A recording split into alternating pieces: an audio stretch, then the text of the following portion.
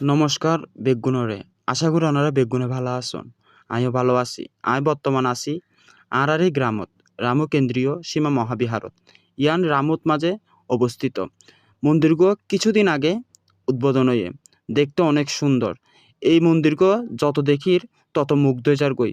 বিভিন্ন ধরনের কারুকার্যের মাধ্যমে এই মন্দিরগো ফুটিয়ে তোলা হয়ে। আশা করি ওনারা যদি নসন তাহলে বুঝিবান, বিশেষ করে আয়ানা চা ফুরিব আসলে মন্দিরগো দেখতে কিরকম এবং কিরকম যে হাস হই এই মন্দিরগত মাঝে। এই মন্দিরগর হারণে আর গ্রামর সৌন্দর্য বাড়ে গিয়ে কই দেখতে অনেক সুন্দর লাগে। পুরো জাঙা গান মনে হয় একখান অন্য জায়গাত আসছি এরকম মনে হয়। বাইরের উগ্র ফিল আইয়ে, বাইরের দেশত যাইলে যেরকম ফিল আইয়ে সেম আর মন্দিরগো তাইলে মনে হয় আর অন্য একখান দেশত আই গিয়ে গই। তো ওনারা যারা এখনো মন্দিরগো ন সন, বিশেষ করে ওনারা আয়ানা যদি সন ওনারা তুই বেগুন তো সুন্দর লাগিব। তো আর গ্রাম মানত আসলে সৌন্দর্য বই আইন এই মন্দিরগো।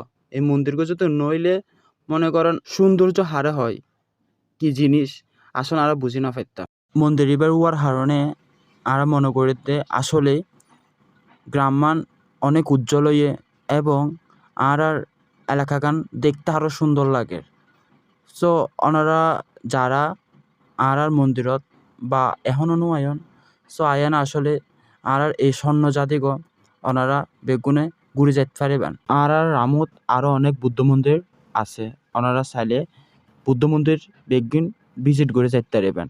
সো ওনারা বেগুনে ভালো থাকুন, সুস্থ থাকুন এবং ওনারার মঙ্গল কামনা করির।